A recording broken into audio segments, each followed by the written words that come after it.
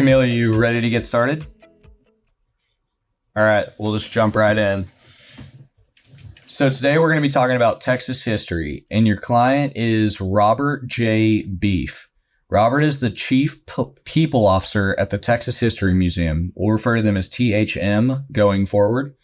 The THM is the largest museum in Texas and is located in Austin, Texas.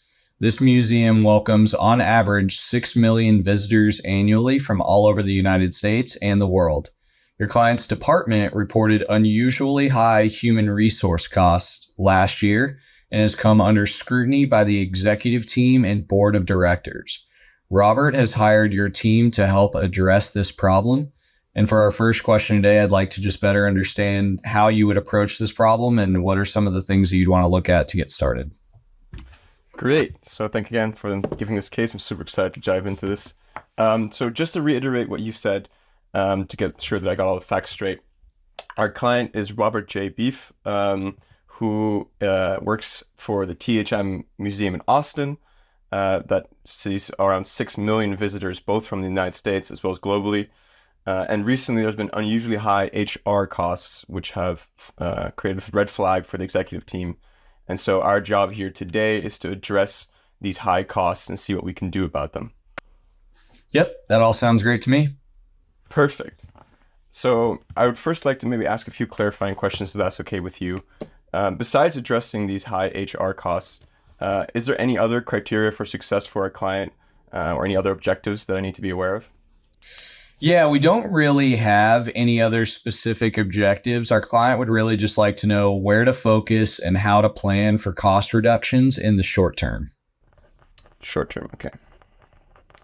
All right. So just to understand the business model, maybe then for THM Museum, what kind of museum is this? And does this tailor itself to the broader public, or is this more of a specific interest group that we invite?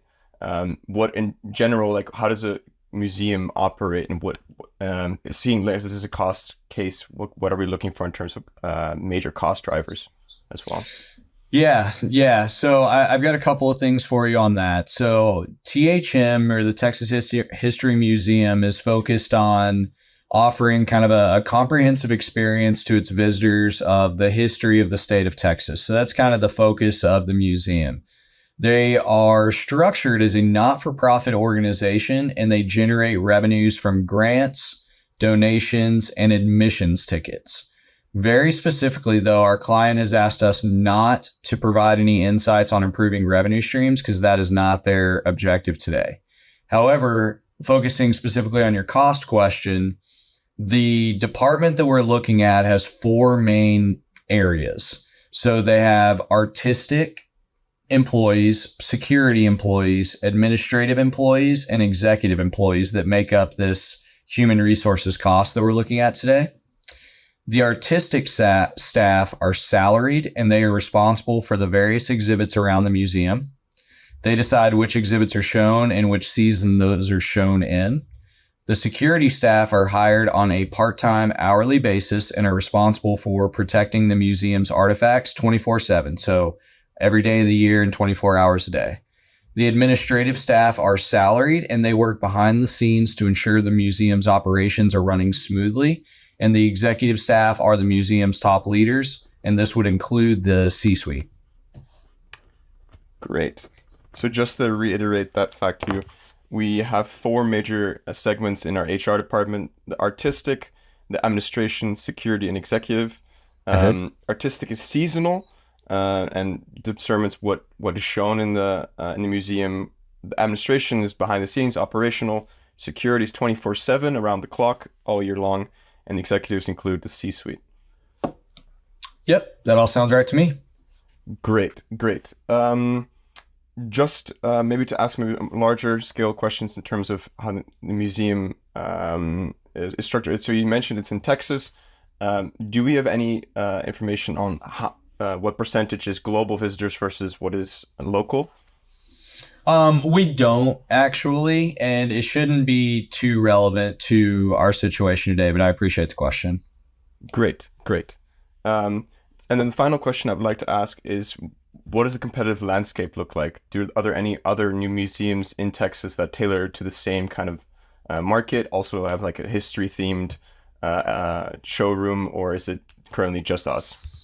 Yeah, we're the only one in Austin. There's other Texas history museums throughout the state, but Austin, being the capital, has the most comprehensive one, and that would be this one. So we're kind of considered the gold standard in our state for this particular offering. Great. All right. With that, I think I have enough information to start drawing up my structure, if that's okay with you. Yeah, sounds great. Okay, great. So to understand, I guess, where these costs are coming from and maybe how we could address them, I'd first like to look at the company itself. So the way it's structured and what role HR plays, and especially in terms of the operations of the company. Then I would like to look at understanding the cost, seeing as that was the main focus of our client. So understanding fixed and variable and how HR fits there. And then finally, I would like to look at maybe potential ways that we can address this issue. So looking at maybe like restructuring certain operational costs or addressing other means of compensation. So if that sounds all right to you, I can dive into the three different segments, starting with the company itself. So first, I would like to look at what are our customer segments. So how are we seeing? You mentioned different globally and local, and what kind of revenue does that bring in? Although revenue is not the focus of this case, so that does not gain priority here. What role does HR play in structuring those operations? So what are the efficiency rates for the different departments there? How big are the different HR departments? So how many employees? What kind of hours do they work? And has that changed in the last few years? Then looking at our second segment, the costs. So on the fixed side, the labor, the rent, insurance, utility, loans, how does that compare to HR? And variable costs, so the cost of goods sold for our tickets, marketing, commissions, concessions that we have, and what different HR departments are responsible for those different categories of costs. And then finally, looking on maybe ways to address the cost issue, we look at potential options like restructuring or reallocating the different categories of HR we have. So maybe hiring or firing, depending on the need. Then also looking at our compensation systems or our reward systems, many additional employee benefits that we currently uphold, just trying to dive into the smaller details of our current contracts with our employees. So if that sounds good, I would want to give priority to my second segment, the costs side. So understanding the fixed and variable costs for our HR department. Yeah, thank you for that very much. I appreciate it. You talked about a lot of things there that are very interesting to our client. One in particular is going to be some of the costs associated with our existing HR spend. So what I'd like to do next is I'm going to show you an exhibit, and if you'll give me 1 sec, I'll share my screen with you. And let me know when you're able to see that. Yep. So what I'd like to do here is I'd like to start by just calculating the cost turnover in 2022 using this exhibit. So what do you think about that? Yeah, that looks great. So what I'm seeing here is that the cost turnover is separated by staff turnover, average time by fill, staff count, compensation type, as well as the turnover percentage. Sorry, the smaller letters in the below are really small to read. Okay, so it gives information about how long the recruitment process is in general. And the turnover cost was 1.5 million in 2021. That's interesting. And we're looking for 2022. And so you would like to calculate the total turnover cost for 2022? Yeah, let's start there. Okay, great. Let's see. 3 months. So what I would like to do then is I would take the staff turnover cost. I would divide it or multiply it by the time, how many times a year that happens. So in case of the artistic, that would happen 4 times a year because it's every 3 months. Then I multiply it by the staff count. Then I would multiply that by the turnover percentage. And for the compensation type, I'm assuming when it says salary, that's just standard for the whole year. And that would have to get more specific when it comes to hourly or with bonuses. Yeah, so I like the way that you're thinking about that, but I actually think there might be a slightly easier approach for you. So instead of using that average time to fill, let's talk more about how you want to calculate the actual number of employees that are turning over each year. Oh, I see. So that would just be taking the staff count and then multiplying that by the turnover rate for all 4 buckets. Yeah, let's do that. And what are you going to multiply that by to get to the actual cost amount then? By the cost of the staff divided by the staff turnover. Perfect. Let's take that approach. Great. Okay, so I'll start for the artistic. Okay. So that would be 30K in cost times 500 times 2.2%. I'm actually going to do 30K times 2.2 just because that's easier to start off with. So that'd be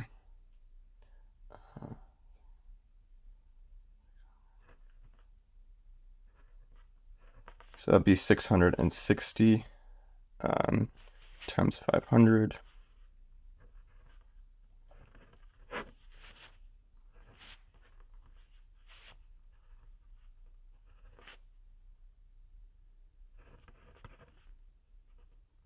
Okay, so it's 330K for the artistic bucket. That sounds correct. I can move on to the executive bucket. Yeah, sounds good to me. Yeah.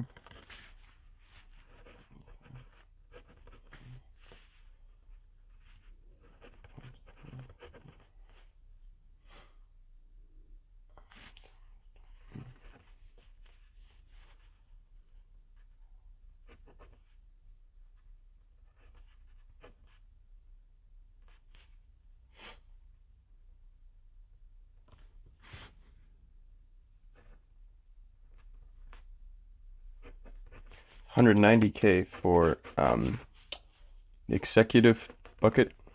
Already very interesting that that's significantly lower than the artistic bucket. Yep. 10,000.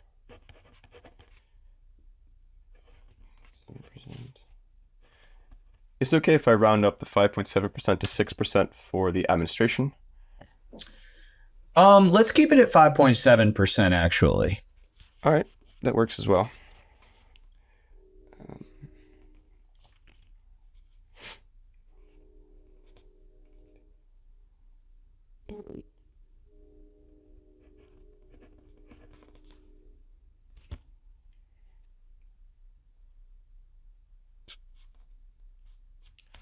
So that's 570K for the administration. Sounds right to me. Almost it's more than double the executive. Then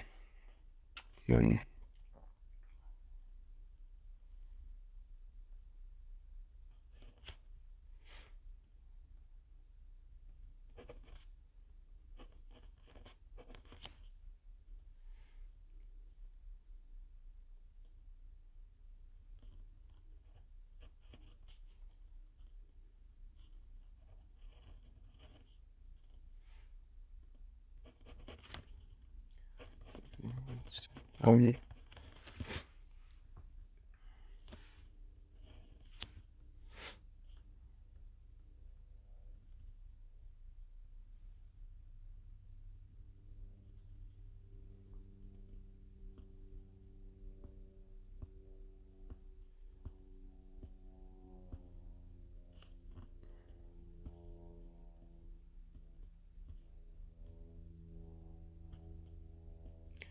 And so that would be around 1.1 million for security cost.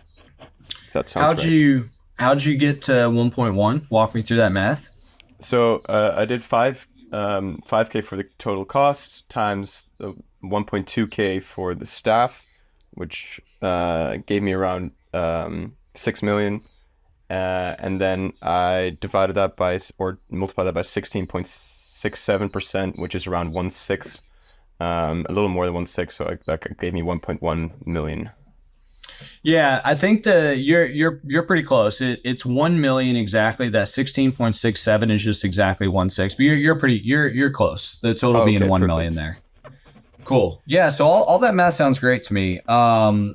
So what are you seeing here? Yeah, so what stands out head over water is that security costs are go way beyond all the other buckets. In fact, I think it's almost just as much as all the other three buckets combined, which is very interesting. And unless we're guarding very high cost displays here in our museum, um, I'm un I'm unsure if that's exactly necessary.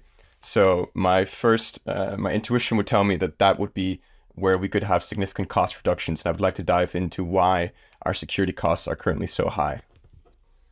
Okay, great. Yeah, I really appreciate that. And I think you're spot on that our security costs are significantly higher. As we move on a little bit here, what I'd like to do next is I'd like to brainstorm some options for Robert. So he is going to start exploring ways to cut the HR costs, specifically in the security department overall. He recognized the same thing that you recognize. And so I'd like to just do some brainstorming. What are some ideas for him on how he can potentially cut those costs down? Great. Is it okay if I take a second just to structure my thoughts? Absolutely. Go right ahead.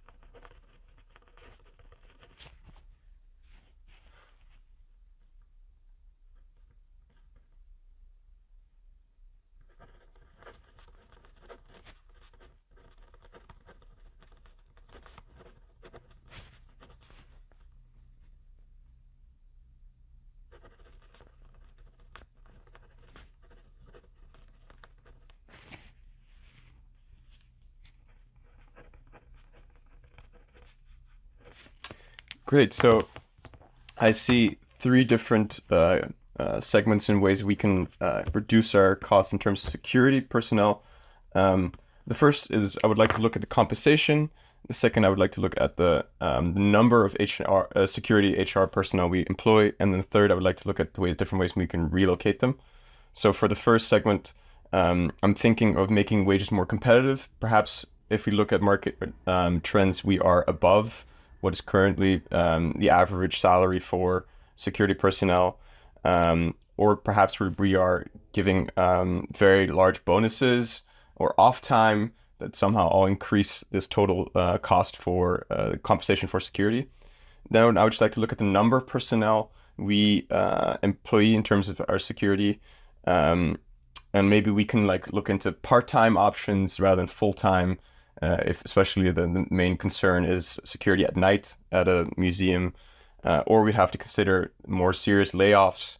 And perhaps synergies are possible with other departments where if some of the other personnel can take over some of the duties for security, that number doesn't have to be so high.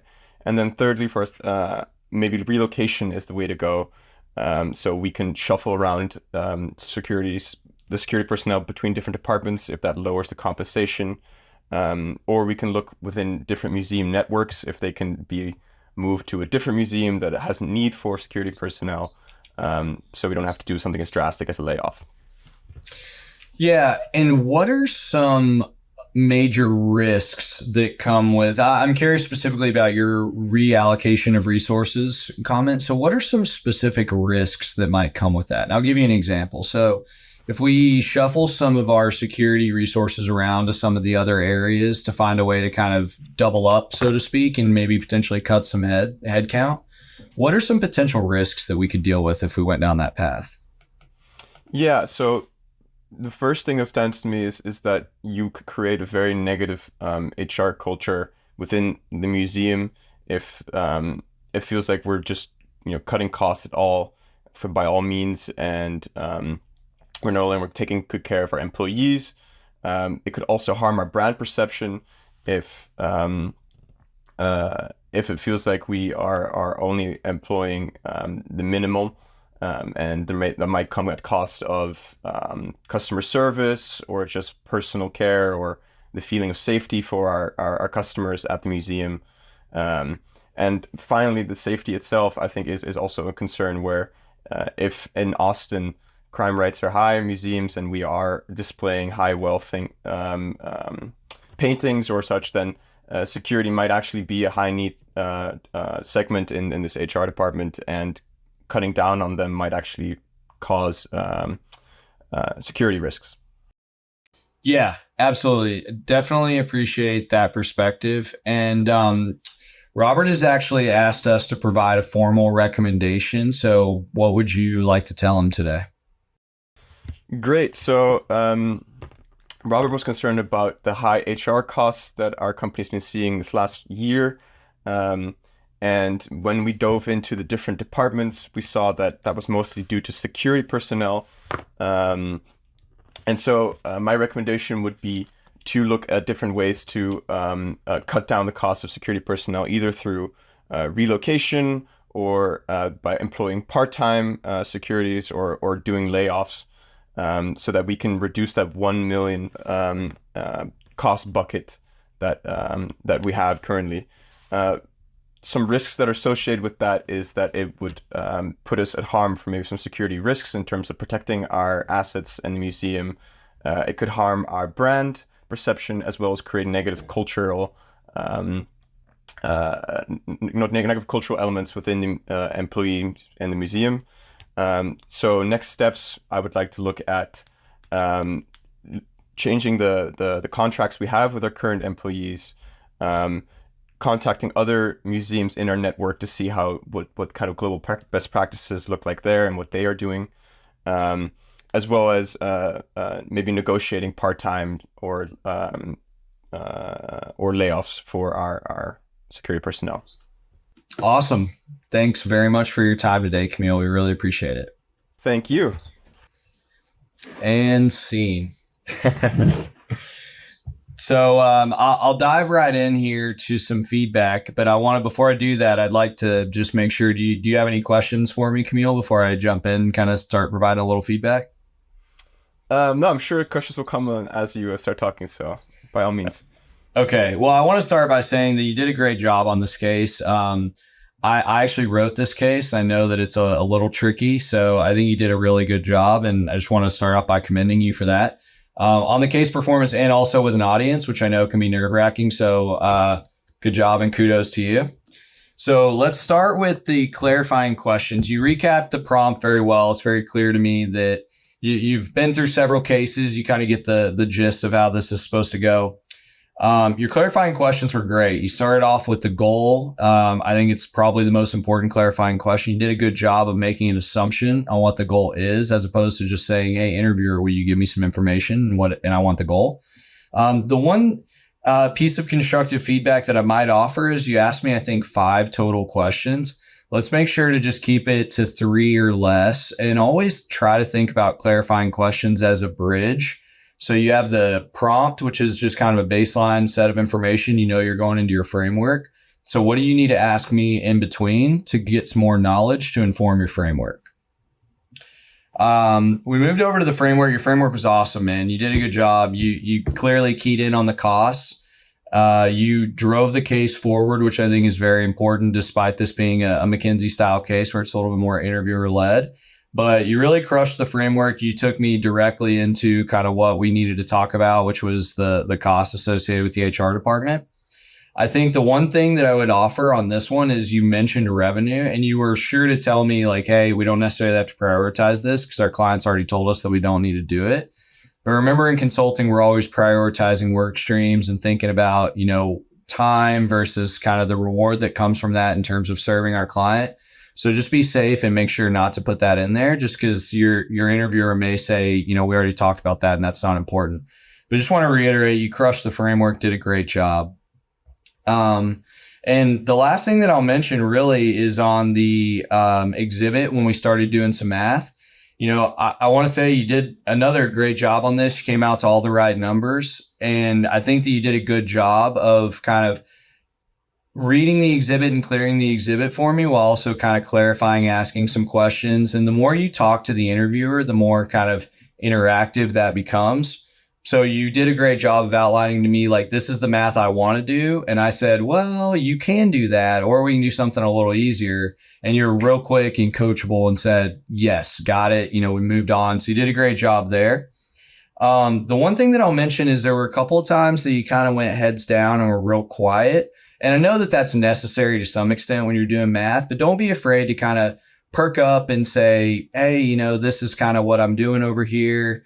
And, does that sound right to you? Just kind of keep me plugged in. Cause don't forget, there's always a human on the other side here too. And, the more you can kind of interact with me and pull me into the interview, the better it'll be. But overall, man, I think you crushed this, did a great job. I certainly am not at the position yet where I'm making decisions, but if this were my interview, I would have given you a pass. So, well done. Thank you. That was really cool. Yeah. Yeah. And so, the question I had towards your advice about the math, you're right that like I guess go quiet just so that I don't fudge up the numbers. Would you just recommend literally like speaking out loud what everything I'm thinking as I'm going through the math, just like saying number by number? No. So whenever I was in your shoes and I was going through this case process, I developed a personal framework that I've used that's worked really well for me. And basically what I did is probably you're about 75, 80% of the way there already, but I would outline in words what the formula is that I want to do and explain to my interviewer why I want to do that. And that would allow me to identify the missing components that I did or didn't have and ask for those. So step 1, lay out the formula in words. Step 2, ask for the missing components once you've identified them. 3 is do the math. And that's where you can say simply, all right, here I'm taking, we have 1,000. Let me go back to so here, for example, you could have said, all right, I'm going to start with artistic. We know it's $30,000 per staff member. We have 500. We know that there's 2.2% turnover. So I want to do 500 times 2.2. That gets me 11 times 30,000. You see how you're kind of like talking me through it as you're doing it, but it's not as simple as saying like 30,000 times 11 equals $330,000. It's kind of walking through the process in a little bit less robotic fashion. Does that answer your question? Yeah, that makes a lot of sense. Yeah. And then the 4th step is just tell me what it means. What does this mean for my client? Yeah. I actually had a few like conclusions drawn out, but you beat me to it where we already were moving on before I could say it. And I'm not sure if I should have interrupted you and been said of like, oh, actually I have a few insights here, or just let the case flow. Yeah, that's a good question, I think. And that's probably a little bit on me for kind of jumping the gun in some ways. But I would say in general, if your interviewer is moving on, it's probably best practice to kind of let them lead and move on with them. Keep those insights in your back pocket and pull them back out in brainstorming or pull them back out in recommendations. Don't just kind of discard them altogether. But you have to remember too, your interviewers are likely very busy, and there is a chance that they're moving the case along because they're simply just running out of time. Right. We'll never know why it is, but you just probably want to err on the side of caution there and kind of follow their lead. Okay. The mentioning time was actually something I wanted to ask as well. How did I do in terms of taking time for the brainstorming as well as my framework? Was I within the limits? So your framework was a little long. It was 2 minutes and 20 seconds ish. I didn't time it exactly, but I looked up and I think it was about 220 or 225, which I would say is a little long. I think the guidance is going to be somewhere in the 1.5 minute to 2 minute range is kind of the sweet spot. I think that some frameworks are a little bit more challenging than others. And so if it is a more challenging framework, there is the opportunity to go a little longer, but I think trying to cap it at 2 minutes is ideal. In terms of the brainstorm, I'm glad you brought this up because I think you did a great job on asking for time in the brainstorm to get organized, because I see so often that people don't do that. And then they just kind of rapid fire, throw spaghetti at the wall to see what sticks. So your position on asking for time and getting a little organized was very, very good. I do think that you took a little bit too much time when you had your head down, but you came up and you presented a very strong framework. So if you're going to take a little too much time, it's best to come out hot and do a great job, which is exactly what you did. Awesome. Okay, that's really helpful. Yeah. Just writing that down. Yeah. Okay, Yeah, of course. I think that's the questions I had. But yeah, super grateful for this case, and feel like I learned a bunch. Yeah, man, I think you crushed it. And, like I said, good job on the case and good job on doing it in front of an audience. I don't know that I would have done this. Yeah, super cool.